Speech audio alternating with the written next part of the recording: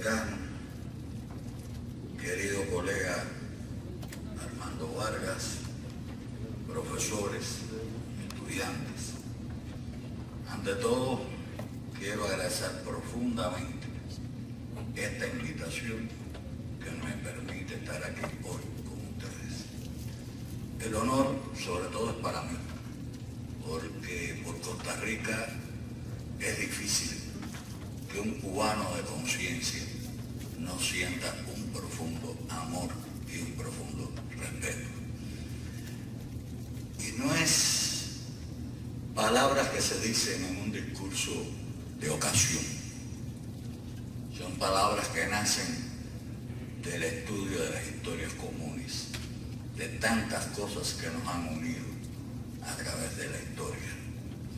Costa Rica fue el refugio de los más importantes libertadores cubanos del siglo XIX. Aquí murió el general Manuel de Quesada, primer jefe del Ejército Libertador Cubano, y aquí está enterrado.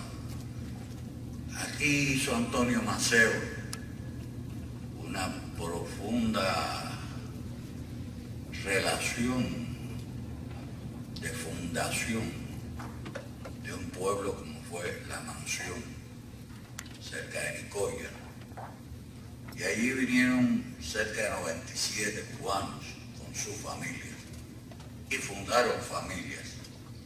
Y es difícil en toda esa región no encontrar a alguien que tenga por lo menos alguna relación con algunos de los cubanos y descendientes que estuvieron ahí.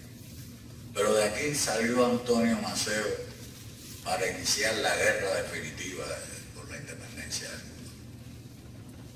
Era la figura que todos esperaban como libertador en Cuba.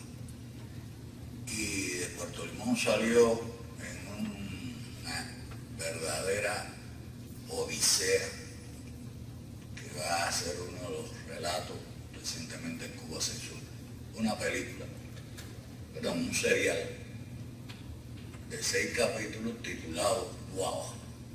¿Y cómo se hizo? En unión de costarricenses y cubanos, parte se filmó en Cuba, parte se filmó aquí. Pero era la odisea del general Antonio, como le decían Antonio Maceo, allá en Cuba, después de haber estado preparando aquí en Costa Rica el inicio de esa guerra de independencia. Y aquí también encontró Martín un espacio, un importante espacio.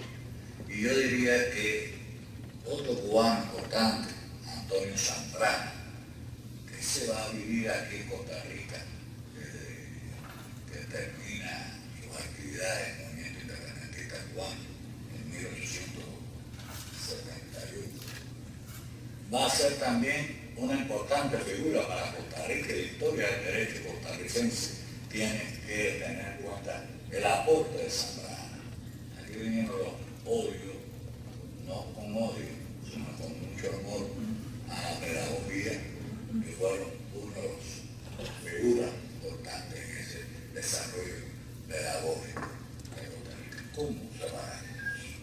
¿En dónde está el límite del sentimiento, del amor, entre dos pueblos que han tenido tantos vínculos comunes? Pero realmente la historia no es la memoria. Insisto mucho, siempre, en diferenciar historia de memoria. La historia es lo que aconteció. La historia está ahí, sucedió. Pero si no la conocemos, no tenemos memoria. La memoria es el recuerdo de algo que se conoció.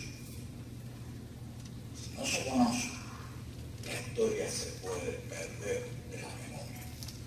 Lo más importante es no dejarla perder, porque está la dignidad, la significación, la razón, las causas. Ahí están los orígenes de quiénes somos fundamentalmente. Y digo esto porque quizás hace 20 años atrás, cuando hablábamos los historiadores del presidente Mora, no teníamos la misma percepción ni remotamente de lo que ha llegado a ser para nosotros el presidente Mora y aquellos hombres que con él combatieron. No solo por Costa Rica, y ahora voy a explicar por qué ha firmado las tres afirmaciones que dice que dijo el colega Armando Vargas. Porque lo más importante es que el estudio que se hizo, y eso se lo debemos en gran medida a los historiadores cubanos y costarricenses, al doctor Armando Vargas Araya, de haber entrado en la documentación, de haber ido a buscar cada detalle que pudo permitir que hoy tengamos una imagen del presidente Mora y de los acontecimientos de entonces de trascendencia social. Es decir, no hay la misma percepción que 20 años acá. ¿Por qué? Porque la historia estaba ahí. Había que ir a buscar, había que rescatarla. Y con esa documentación, con esas fuentes, se conoció realmente lo que no se conocía de lo que había pasado. Y se ha convertido en la memoria, y se ha convertido en la razón por la cual muchas causas y muchas ideas que entonces tuvieron sus orígenes, hoy son parte sustancial del pensamiento latinoamericano y de la identidad e identificación latinoamericana consigo misma. Por eso, estas investigaciones sobre Mora, el descubrimiento de los papeles, los periódicos, le digo descubrimiento porque muchas veces están en el museo, están en el archivo, están en la biblioteca, pero nadie lo ha ido a buscar. Entonces viene el investigador y extrae la información y la publica, la divulga, y entonces que nos enteramos de muchas cosas que habíamos ignorado hasta entonces. La importancia que tiene particularmente el presidente Mora, y yo diría que todo el proceso que se desarrolla en Centroamérica durante todo este periodo es definitorio en extremos. No es un simple acontecimiento circunstancial ni una batalla más, ni hombres que mueren por causas que pueden ser más o menos justas. Es mucho más que eso. Y para ello habría que remitirse a una historia que nace prácticamente en los primeros tiempos de la América hispana. Yo en otras conferencias siempre me gusta aclarar algunas confusiones. La primera gran confusión que tuvo América fue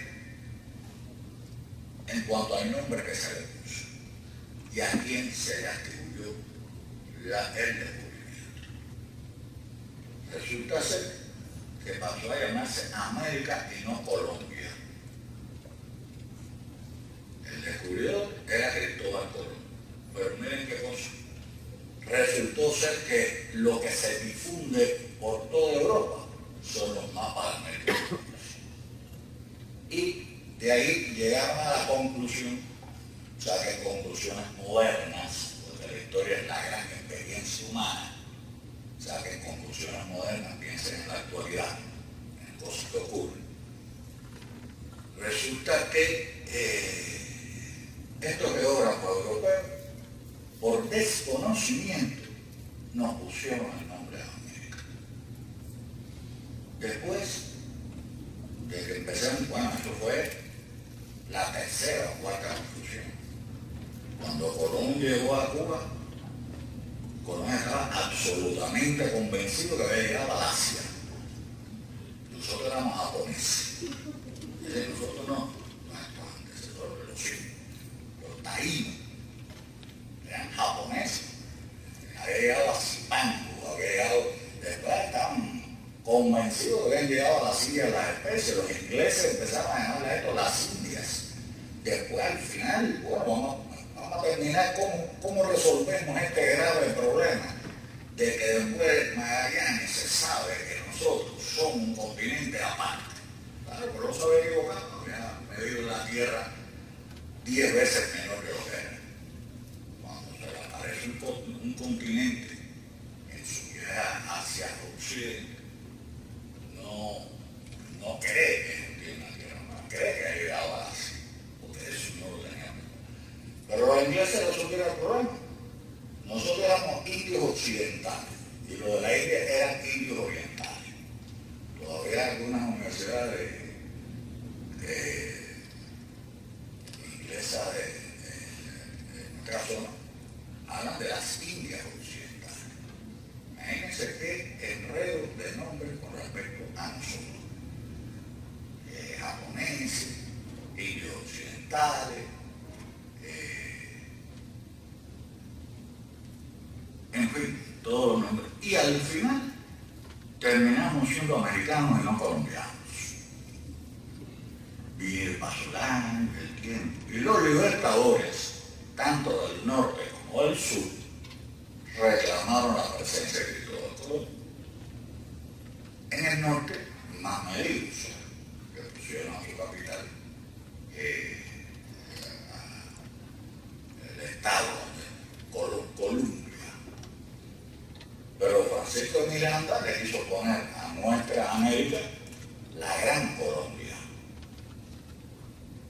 Y ahí, de esa Gran Colombia solamente queda lo que se llama Colombia. Pero había una idea original.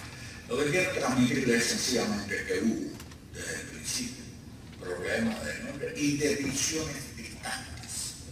No era lo mismo una visión eurocéntrica que una visión desde América. Tuvieron que pasar 3 siglos de reafirmación de la identidad de las búsquedas americanas para que nosotros mismos empezáramos a buscar nuestro propio sentido. En el siglo XVIII, por ejemplo, lo hago siempre hincapié, pero en este aspecto, en el siglo XVIII no existía España. Lo que existían eran las Españas, en plural. Y cuando usted coge la carta de los reyes españoles, no firman como rey de España. Tienen casi 2 páginas diciendo quiénes son. Rey de Castilla, rey de León, rey de Aragón, rey de Navarra. La lista completa. Y en esos reinos estaban las Indias, serían Indias. Los documentos para las Españas e Indias. Todavía no había modo de acabar de ver. Y por tanto, en el siglo XVIII, cuando hablaban de América sin definir mucho los problemas internos, hablan de españoles americanos y españoles peninsulares.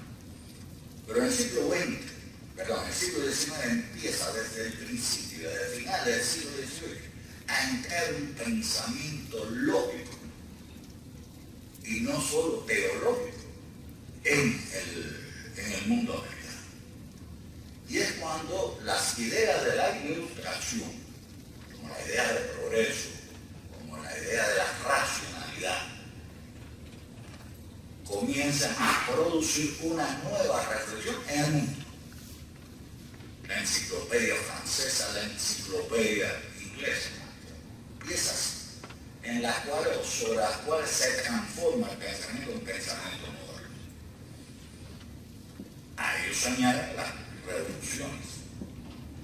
¿Dónde están las 3 revoluciones? La inglesa, en 1717, la francesa, la norteamericana, de 1771, y la francesa de 1779. ¿Y qué surge con esto? Un pensamiento que empieza a tener 3 elementos de cambio. La soberanía no está en el rey, la soberanía está en el pueblo. Por tanto, el soberano no es el rey, el soberano es el pueblo. Segundo elemento importante, todo país debe basarse en un pacto social. Y ese pacto social es el que da el poder al rey, al monarca o al presidente, la figura que tenga el rey. Y para haber un pacto social tiene que haber una constitución. Esto lleva a que desde el final del siglo XVIII, principio del XIX, América empieza a pensarse a sí misma, porque tenía razones suficientes para pensarse a sí misma. Una de ellas, la principal, la que no puede olvidarse, la que tiene que estar siempre presente, es nuestra propia evolución. Nosotros no somos hijos de otra cosa que de nuestra propia evolución. Y ahí teníamos una cadena que se da sobre todo en esos primeros siglos, del español, el criollo, el indio, el negro, el mestizo, a una configuración que ya tiene un sentido nacional. El criollo, ¿qué cosa es? El pollo criado en casa. Hay dos pollos, el que usted compra en el mercado y el que cría en el patio de su casa.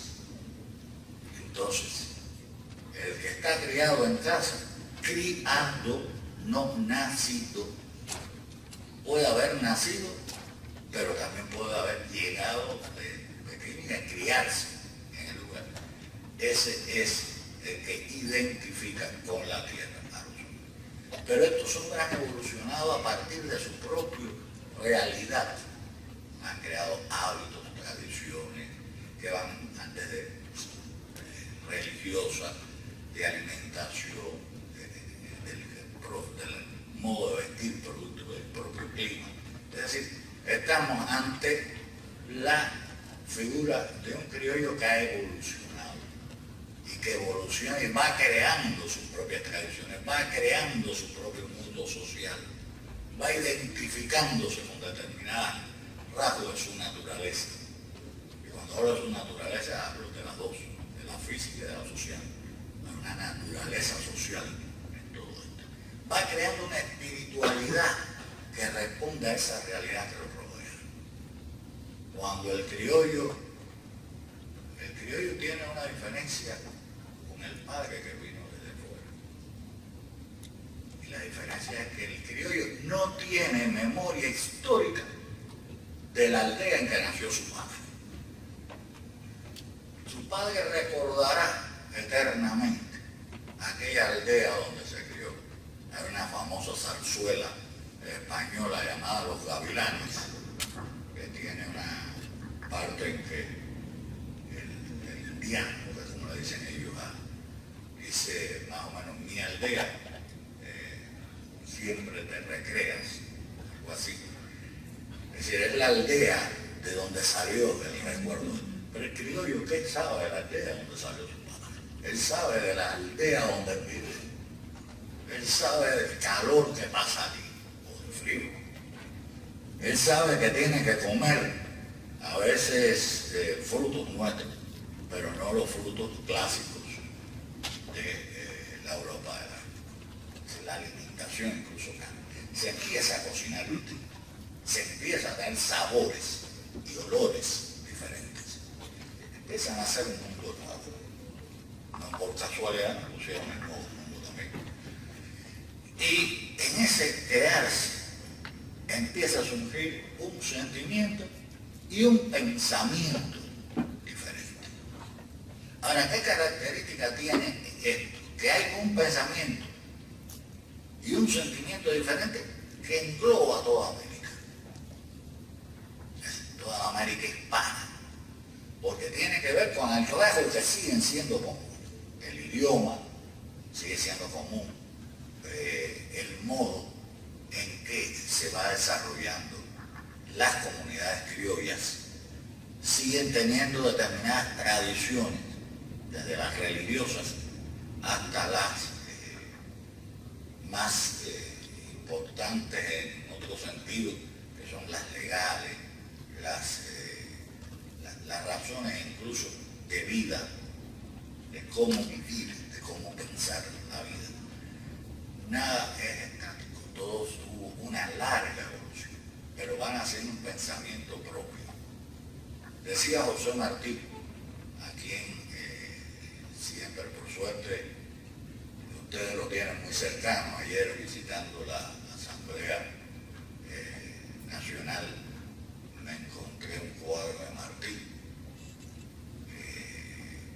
Martí también amó mucho a Costa Rica. Pero Martí es un pensador de ese gran cambio. De Martí, tiene dos frases, sencillamente para que la piensen, en la cual dice: ni el libro europeo ni el libro yanqui daban la clave del enigma latinoamericano. Y por otro lado dice: ni de Rousseau ni de Washington viene nuestra América, sino de sí misma. Esto hay que pensarlo bien, porque Martí tiene una idea muy importante. Me estoy basando en Martí, porque basarme en Betance, por ejemplo, o en cuantos pensadores de otros lugares de nuestra América que más o menos tenían estas mismas visiones. Martí tiene la idea del pensamiento universal. No se puede hacer una nueva creación si no es desde el conocimiento del pensamiento universal. Y ese pensamiento universal es un pensamiento que hay que ponerlo, dice Martí, en forma relativa. Cada realidad específica necesita una interpretación del pensamiento universal en esa realidad, es decir, en forma relativa. Es colocar lo que es general de forma relativa y de forma para el desarrollo de las zonas nuestras. Por tanto, el pensamiento americano parte de lo universal, pero tiene que descubrir sus propias raíces, su propia historia. No hay pensamiento real si no hay una relación con el objeto de estudio o de análisis que es la sociedad humana en sus manifestaciones específicas.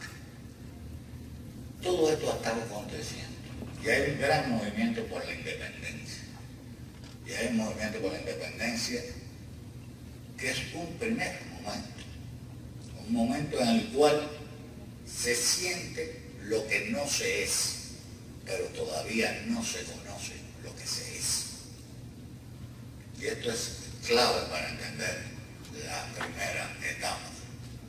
La primera etapa de nuestra independencia, sobre todo esas primeras décadas del siglo XIX, se sabe lo que no se quiere, pero no se está seguro de lo que se quiere. No quiero la colonia, porque la república puede ser esto, pero es más la negación que la afirmación. Hay un momento clave en esta historia que es justamente ese periodo que va de los años 40 del siglo XIX a los años 70. Momento clave por otras razones, también universales y también particulares.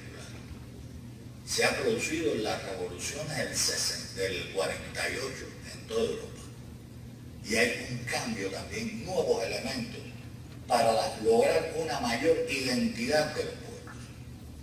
Es el famoso movimiento ya de los liberales radicales y de los socialistas en todas partes, sobre todo en Europa. Lo cual trae como consecuencia otra visión interna de nosotros mismos. Pero ocurre que América ha tenido una contraposición importante. Hay una América anglosajona que se independizó y cuando se independizó se puso como nombre Estados Unidos de América. ¿Cuál América? Si cogemos el término desde un punto de vista continental, es de Alaska al Cono Sur. Esa es América. yo no especifico nada con respecto a qué es América, estoy entendiendo que América es todo. Si digo los Estados Unidos de América, no estoy poniendo límite a mi extensión aquí. Esa extensión se da al oeste y al sur. Y yo pongo un ejemplo que además lo aprendí en Estados Unidos, por cierto, de que se llaman las escuelas norteamericanas con respecto a el tema de la conquista del oeste. Era la conquista del oeste y la conquista del sur. Y es que están reunidos tres colonizadores del oeste y van a brindar. El primero alza su copa y dice: brindo por los Estados Unidos, que va desde las colonias inglesas del norte, desde Canadá, al río Bravo, del Atlántico al Pacífico. Bueno, el segundo brinda. Brindo por los Estados Unidos, que va del polo norte al polo sur, que va desde el Atlántico hasta el Pacífico. Y el tercero dice: brindo por los Estados Unidos, que van desde la Génesis de la Biblia hasta el juicio final. Es decir, esta es una escala muy clara de cuál es y está la doctrina, esto está basado en una doctrina, la doctrina del destino manifiesto y la frontera corrediza, que Bolívar tiene la famosa frase sobre este tema, el destino manifiesto. Pero lo importante aquí es que no hay frontera. Esto de que nosotros hoy hablamos de la frontera y las discusiones de una pulgada de frontera y todas esas cosas, en esa época no la vi. Ahí está para ellos una frontera, como dice, el oeste es un territorio sin límites hasta que llegan a la costa, hasta que llegan al Pacífico. Pero las 13 colonias yo les recomiendo que busquen, está fácil por ahí, por la Google, etc. Un mapa de las 13 colonias de Norteamérica, para que ustedes vean realmente que eran los Estados Unidos originales. En la conquista del oeste, de lo cual hemos visto cientos de películas, desde que el cine es cine, sobre la conquista del oeste. Y siempre el indio malo, ¿no? Acuérdense que el indio es el que tira la flechita por la espalda, el indio es el que hace cositas malas. Es decir, hay cuestiones que hay en la ideología de estas películas sobre la conquista del oeste. La conquista de México, es decir, la forma en que le cercenan a México la mitad de su territorio, está dibujada bellamente por el cine en una película que se llama Álamo, que tiene una música extraordinaria y que yo la disfruto y la vuelvo a ver, pero siempre diciendo, me estoy mirando la historia al revés. Como ahí se inventa la famosa frase de Remember. A partir de ahí empezaron los Remember. Remember el Álamo, después cuando vuela el acorazado Maine en la bahía de La Habana, que van a intervenir en la guerra entre Cuba y España, inventan Remember el Maine. Después, en la Segunda Guerra Mundial, cuando los japoneses lo bombardean Pearl Harbor, inventan Remember Pearl Harbor. Y bueno, recientemente, por ejemplo, más triste. Lo cierto es que en aquel momento hay un avance hacia el sur, pero un avance hacia el sur que no solo es territorial, es una conquista cultural la que va acompañando a todo este proceso. Le diría que lo más extraordinario de esa conquista hacia el sur es que se usaron todos los métodos. La guerra directa en México, la Luisiana, que era francesa, y la Florida, que era española, fueron compradas. Y existe entonces un método nuevo en aquella época que es el filibusterismo. Es decir, una especie de ejército paramilitar que tenía toda una serie de apoyos oficiales y semioficiales y no oficiales, pero que impulsaban esta conquista hacia el sur. Donde se libra por primera vez la batalla que para a ese expansión. Aquí.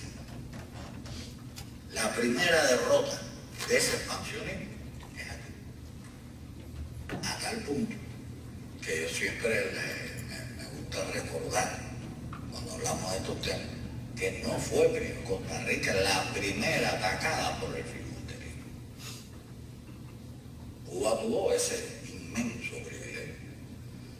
Fue Narciso López con su tropa, que en 1851 invade Cuba, con bandera y todo, que por cierto la bandera nacional nuestra, invade Cuba. Pero el proyecto no es Cuba solo, nunca fue Cuba solo, ni fue Costa Rica solo. Vuelve a invadir Cuba, lo logran capturar las autoridades españolas y le dan garrote vil. Garrote vil era sentarlo en una silla, poner un cuello por atrás, le iban apretando hasta que lo moría. Por supuesto, si el verdugo era bien cruel, iba bien despacito. Nada era rápido, no, suavecito, para que sufriera todo lo que era necesario. Pero hay un detalle muy importante que es la forma en que López muere y su última frase es: mi muerte no cambiará los destinos. Con William Walker viene aquí una brigada cubana, que son los hombres vinculados a Narciso López, y una buena brigada de húngaros, que son los hombres que también habían estado vinculados a Narciso López. No eran diferentes. Pero lo que se está jugando aquí, a lo que ellos vienen aquí, no es solo a que él sea presidente de Guatemala o a que Costa Rica les moleste. Están formando un nuevo imperio esclavista surista. Ahí están todos los documentos, que por cierto recomiendo el libro de Armando Vargas, porque reproduce mucho de estos documentos. Pero lo más importante es no solo el choque militar, es el choque cultural. Ese choque cultural es lo que nos hace ver y empieza a producirse todo un movimiento intelectual alrededor de todo esto. Que por cierto, repito, venía un poquito antes de lo que sucede aquí. Y esta invasión está hecha siempre sobre la base de la superioridad militar, cultural, racial y de todo tipo de los anglosajones sobre esto que estaba al sur y que por supuesto no tenía un nombre muy claro. Bueno, los americanos, el sur, esta América que ya no era española pero fue española. ¿Cómo ponerle? ¿Cómo llamarla? Y gracias a ellos, a veces las cosas al revés resultan. Gracias a ellos, no es el caso de Robin Hood, amigo Vargas, Hood Robin, ¿no? Estamos hablando de la inversión de Robin Hood, que le quitaba a los ricos para darle a los pobres, y otros que le quitan a los pobres para darle a los ricos. Estamos conversando alrededor de la inversión. Pero a lo que nosotros nos queremos referir en este caso es al hecho de que ellos se identifican como guapos. La primera gran identificación no nace de nosotros, nace de ellos, cuando ellos dicen que son guapos, blancos, anglosajones y protestantes. ¿Y qué identifican hacia el sur? Una mezcla. Ahí hasta el español es vilipendiado, acusado de vago, de, por supuesto, de no tener una raza pura, etc. Entonces, sin quererlo, ellos mismos nos dieron una identificación. Todo lo que está por acá tiene otro sentido. Y como el criollo, en su evolución, era la identificación del que nacía en la tierra, fuera blanco, mestizo, carmelita, amarillo, el color que tuviera. Pues entonces el criollo fue mestizo, mezclado. Era un problema definir todo ese aspecto. Y entonces surgió un gran movimiento que fue el movimiento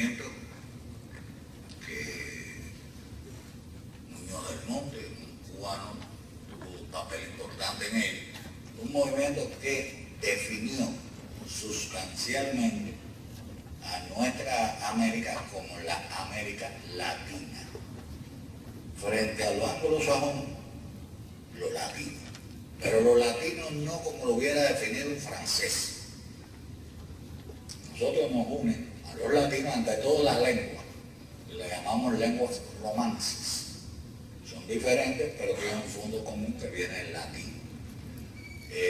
No tan común, pero bueno, viene del latín. Un segundo elemento de unión, esta latinidad, significa también no solo una lengua común, sino esa mezcla de pueblos. Porque qué cosa era España si hasta el siglo Cristóbal Colón viene el día que cae la última fortaleza árabe o mora, como decían ellos, en España. Ese era un pueblo mezclado de judíos, de muchas cosas, moros y de otras partes. Ese es otro elemento importante que tenemos a la hora de valorar esa mezcla, sin especificar. Yo digo un mosaico con todas las variedades posibles. Y, sin lugar a dudas, la definición de identidad siempre viene por esas características. Nosotros no consideramos, por ejemplo, en el caso de Cuba, lo que pasa en Nueva York, usted se encuentra que está el afroamericano, el francoamericano, el ruso-americano, el italoamericano, el irlandés americano, donde se conserva enquistada. No, nosotros somos resultado de una evolución y todo el que llega se integra. Don Fernando Ortiz, este excelente investigador, para nosotros padre de las ciencias sociales cubanas, hace una diferencia trascendental. En Europa lo que se produce es una aculturación. El que llega tiene que aculturarse, es decir, perder su cultura y adaptarse o asimilarse a la cultura de la nación que llega. Es el proceso de transculturación, perdón, de aculturación. ¿Qué es lo que ocurre en América? Un proceso de transculturación. Ese modo en que los vasos comunicantes de la sociedad van llenando de muy diversas orígenes que se asimilan, que forman parte, que además se depuran, se pierden cosas porque no son necesarias y se asumen cosas porque son necesarias. Es una sociedad enriquecida constantemente con este tipo de relación. Por tanto, a los anglosajones se puso lo latino, la América Latina. Mucho se ha discutido a posteriori si fue el término más adecuado, pero en aquella época era el término adecuado. Pudieron haber otros, pero ese fue adecuado, porque esa mezcla era importante. Fernando Ortiz incluso, junto con este proceso de aculturación y transculturación, que es lo que identifica a nuestra América, la transculturación. Fernando Ortiz tiene otro concepto que es muy importante, por lo menos a la hora de definir todas estas cosas.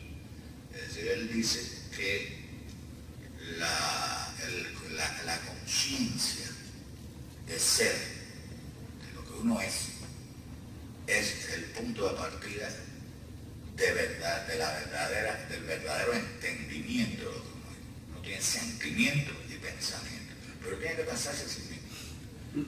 Y después él termina diciendo, bueno, lo aplica a los cubanos.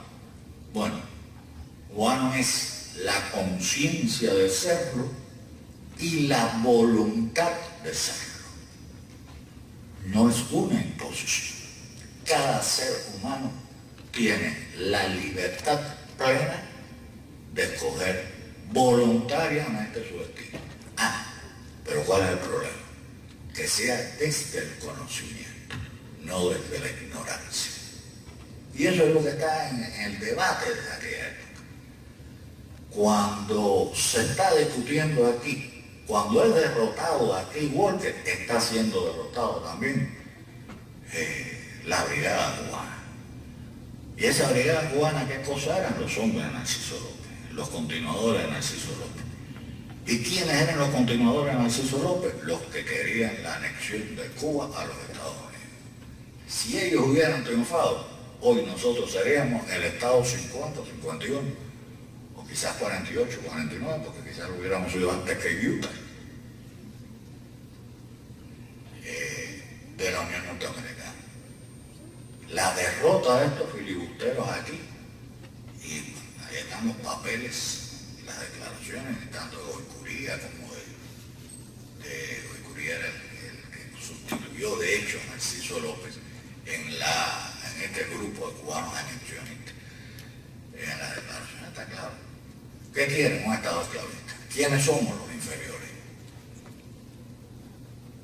¿Qué solución nos van a dar? Hacer un gran imperio comercial esclavista que tenga como base las relaciones con los Estados Unidos.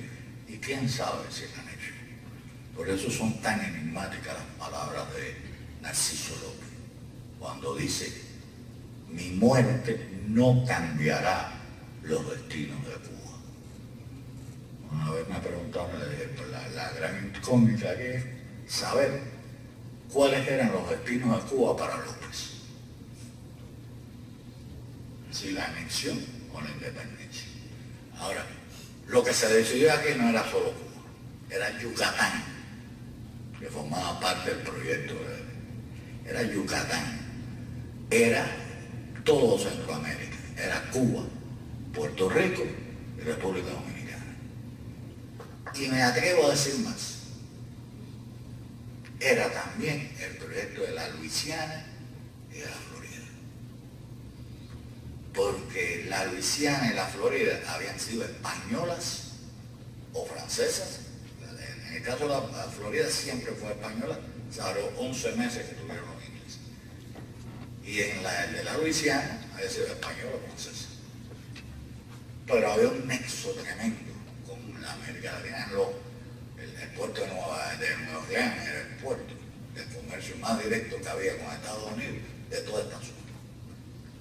Por tanto, ahí se decidió un destino trascendente. Y se decidió el destino también de una cultura. Eso permitió que el siglo XIX latinoamericano esté plagado de poetas, científicos, escritores, militares, hombres de ciencia, que de un modo u otro construyeron lo que hoy somos. Y eso también es lo que hay que estudiar siempre. Y solo para terminar, porque sé que el tiempo es corto y se ha usado largo periodo aquí con ustedes, 4 minutos.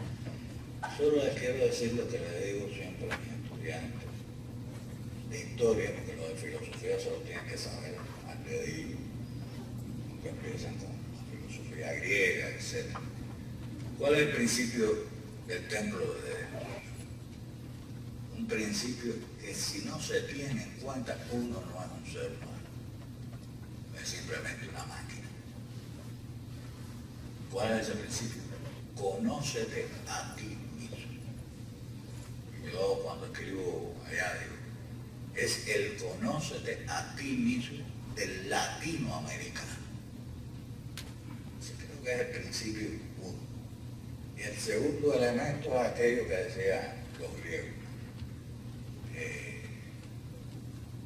Lo importante es saber de dónde vengo, quién soy, de dónde vengo y a dónde voy.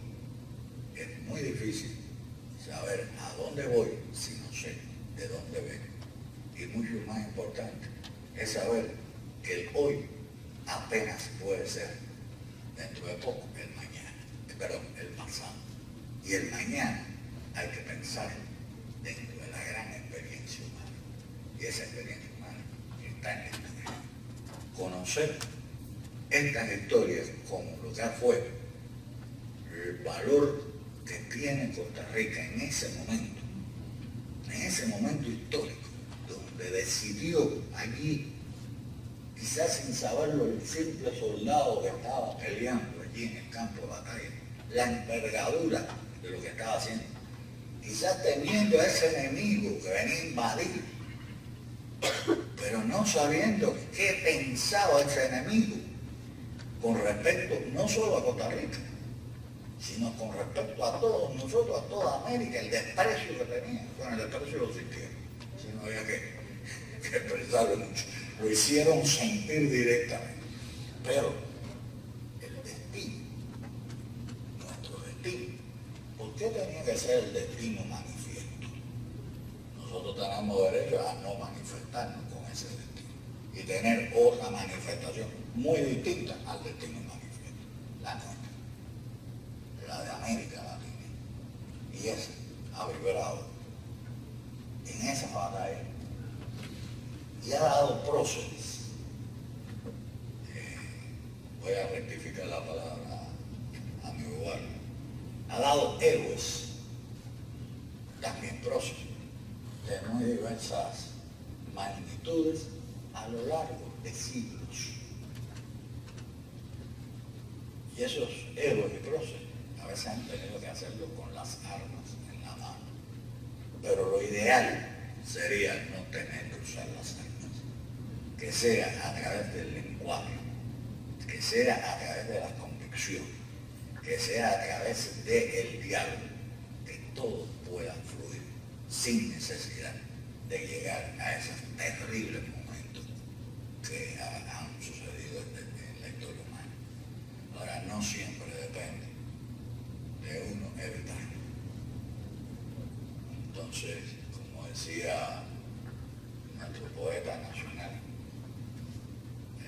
es decir, nuestro héroe nacional, José Martí, cuando llega ese momento, es terrible, pero lo más terrible es perder la convicción, perder los valores. Si Mora pudo hacer lo que hizo, y si esos hombres pudieron hacerlo, estaban defendiendo una causa en la cual les iba no solo la vida, le iba la esclavitud, le iba la libertad, el derecho a ser hombres libres y el derecho a seguir siendo ellos. La libertad implicaba la autenticidad de seguir siendo ellos. Seguir comiendo gallo pinto por la mañana en Costa Rica y nuestro café con leche en La Habana, que forman parte de esas identidades, que pueden parecer simples, pero que orgullo le da a uno cuando se sienta y está, come lo que uno gusta, ve el diálogo con las personas, que lo vean, porque hay una cultura. Pero además es una cultura que tiene eso que decía Fernando Ortiz, la capacidad de recibir a todo el mundo, la capacidad de identificarse con el que llega y hacerlo parte de sí mismo. No sé si he sido demasiado extenso, pero espero que haya sido fructífera esta conferencia y que ustedes hayan disfrutado de ello, y realmente se lo agradezco haber compartido con ustedes. Muchas gracias.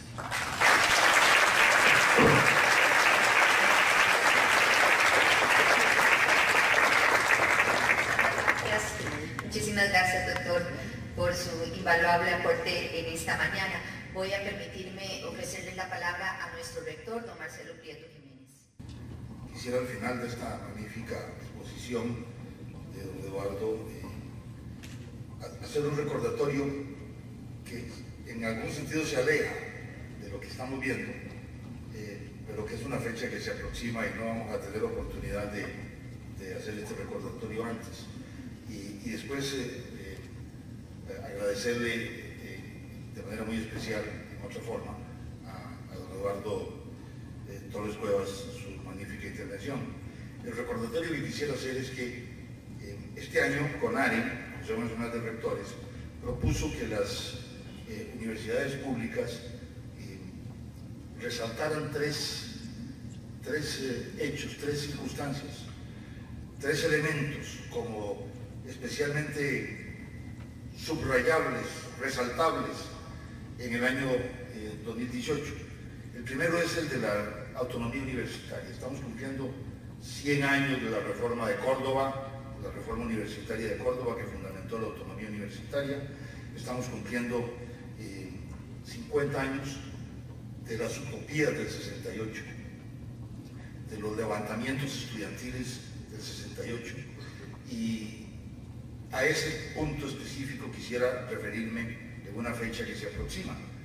Además, la CONARE aprobó que trabajáramos el tema de la regionalización, porque se cumplen 50 años del establecimiento de la primera sede regional universitaria en Costa Rica, la sede de San Ramón, hace 50 años, de la Universidad de Costa Rica, y acordamos que también debería ser el año de las universidades públicas por los derechos humanos, porque se cumplen 70 años de la Declaración Universal de los Derechos Humanos, aprobada el 7 de diciembre de 1948 por la Asamblea General de Naciones Unidas. Pero lo que quisiera recordar hoy para nuestros estudiantes y los dirigentes estudiantiles que están aquí, en homenaje a ellos y a los estudiantes que luchan en algunas partes de América todavía y muy cerca de nuestro territorio, es que el próximo martes 2 de octubre se cumplen 50 años de un acontecimiento muy especial en esas utopías del 68. El movimiento estudiantil del 68 implicó no solo levantamientos en las universidades norteamericanas, en la de Berkeley, en la Universidad de California, en las más grandes universidades de los Estados Unidos de Norteamérica, con estudiantes protestando contra la guerra de Vietnam, contra la sociedad de consumo, contra los límites a la democracia que se están imponiendo en Estados Unidos, sino también en Europa. Y el acontecimiento central de ese proceso es el levantamiento del Mayo francés. Es decir, cuando en mayo del 68 los estudiantes tomaron una parte muy importante de la capital francesa, el barrio latino, y se acuartelaron ahí después de muchos días de huelga. También el 68 es el año de la primavera de Praga, en que los estudiantes checoslovacos se levantaron en contra de la presencia soviética en Checoslovaquia, y se dio la invasión a Checoslovaquia. Y un estudiante sacrificó su vida como símbolo de esto, Jan Palach, que se inmoló en las calles de Praga en el 68 también. Pero el 2 de octubre de 1968 es una fecha que los mexicanos dicen que es el 2 de octubre no se olvida. El 2 de octubre fue la matanza estudiantil más grande que recuerda la historia moderna de América Latina, la matanza de Tlatelolco. En la Plaza de las Tres Culturas, la plaza central de Tlatelolco, que es uno de los barrios de México, está al noroeste de México, de la Ciudad de México. En la plaza de Tlatelolco convergió una gigantesca manifestación estudiantil que había salido del Paseo de la Reforma, había recorrido el Paseo de la Reforma y había llegado hasta la plaza de Tlatelolco. Y en esa manifestación gigantesca de estudiantes mexicanos, sobre todo estudiantes de la UNAM y estudiantes del POLI, del Instituto Politécnico Nacional de México, pero también estudiantes de secundaria, numerosos estudiantes de secundaria, y por supuesto académicos, docentes y trabajadores también. En esa manifestación se produjo un acto de represión extraordinariamente violento del ejército mexicano y de la policía mexicana, y fueron asesinados 400 estudiantes, por lo menos 400 estudiantes universitarios mexicanos. El 2 de octubre, es decir, dentro de 4 días, se cumplen los 50 años de ese macabro acontecimiento que debe ser recordado en homenaje de los estudiantes latinoamericanos y los estudiantes mexicanos. Debe ser recordado por todos los estudiantes universitarios de América Latina, me parece a mí, y del mundo, como un acontecimiento especialmente significativo. Y yo quería recordarlo aquí, en esta oportunidad en que Eduardo Torres Cuevas nos ha hablado tanto del derecho a la libertad, a la protesta, a la independencia, a la libertad de pensamiento en nuestra América. Hasta ahí el recordatorio histórico, porque quisiera ahora es, como parte del agradecimiento a Eduardo Torres Cuevas por su magnífica participación hoy en la Universidad Técnica Nacional, hacerle un pequeño presente adicional. Nosotros hemos usado en la Universidad Técnica Nacional, Universidad Morista, como retrato de don Juan Rafael Mora, oficial nuestro de la universidad, un retrato que es distinto al retrato que ha usado la Academia Morista, que es el retrato original de don Juanito Mora, un retrato que se corresponde de manera muy directa con la fotografía que existe, la única fotografía que conocemos de don Juanito Mora.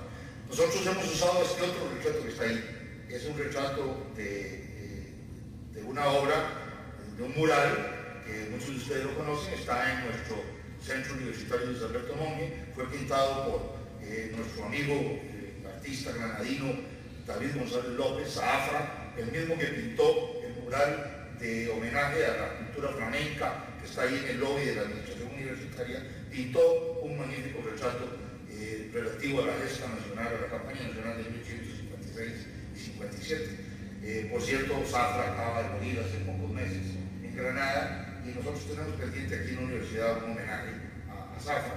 Le había regalado también a la sede central en ese tiempo el CUNA una magnífica colección de grabados de El Quijote, de ilustraciones que él hizo para ilustrar el libro El Quijote, y se lo regaló a la sede central, está en la biblioteca de la sede central incluso. Fue una relación muy larga la de Zafra con la Universidad Técnica Nacional. Pero Zafra quiso saber qué había ocurrido aquí en la guerra del 56, leyó muchos libros, antes de venir a Costa Rica le mandamos libros, le dimos otros acá, se empapó, fue a ver monumentos, se vinculó realmente con la campaña del 56, dio todos los retratos que pudo de Walker, de General Cañas, de Pancha Carrasco, y vio muchos retratos de Juanito Mora, y pintó este. Ese retrato es una foto de Beatriz Rojas, nuestra compañera de comunicación, una foto tomada de ese cuadro, de ese mural que está en el Centro Universitario de Luis Alberto Monge, y nosotros lo hemos usado como el retrato que está en todas las sedes de la Universidad Técnica Nacional. Tenemos que ponerlo en la sede central, no se ha puesto el retrato, tenemos que ponerlo oficialmente en la administración universitaria. Pero Eduardo López, cuando lo vio ahora que me hizo el honor de pasar a saludarme a la rectoría con Armando y sus esposas antes de venir aquí, lo vio, que está ahí, que hemos puesto en la rectoría de la universidad, y dijo que era el retrato que más le gustaba de todos los retratos que había visto de Juan Rafael Mora, que le veía alma, que le veía un aura. Nos dijo unas palabras muy, muy lindas y muy conceptuosas, como todo lo que él dice de este retrato de Juan Rafael Mora. Nosotros queremos, Eduardo, que usted se lleve ese retrato para Cuba. Quisiera invitar al señor decano de la sede central, que junto con la compañera Vilma Valles nos ayude a trasladarse y se lo entregue al distinguido conferencista que hoy nos acompaña.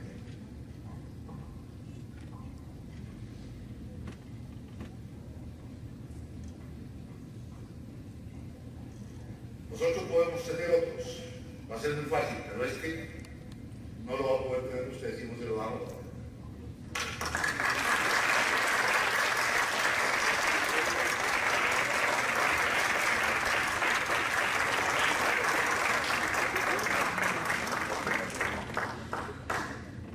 Muchas gracias, Eduardo Torres Cuevas, muchas gracias, Armando Vargas, muchas gracias, doctor. Rector, antes, bueno, estoy obligado a decir una palabra. Primero, lo que yo llegué a la oficina del rector, se observa que bueno, tiene más o menos algunas costumbres parecidas a las mías y algunos personajes parecidos a los predilectos míos. En mi oficina está el Quijote, en mi oficina está el Buda, en mi oficina está estos símbolos, el búho. Nosotros dicen que, pero bueno, yo tengo unos monitos que se tapan los ojos, se tapan la boca y se tapan los oídos. Yo lo uso también. Bueno, pero cuando me vi el retrato, le comentaba, me impresionó esa mirada. Miren,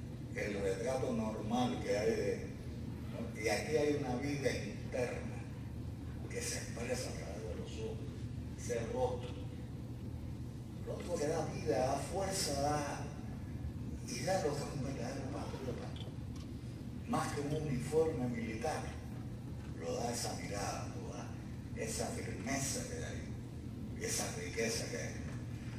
Bueno, realmente yo no esperé ni encontrarme el retrato, ni que yo me llevara el retrato. No esperé tanto, realmente. Yo no sé cómo agradecerle semejante gesto y de verdad que me ha conmovido. Volviendo a Costa Rica, nos lo agradece. Muchas gracias.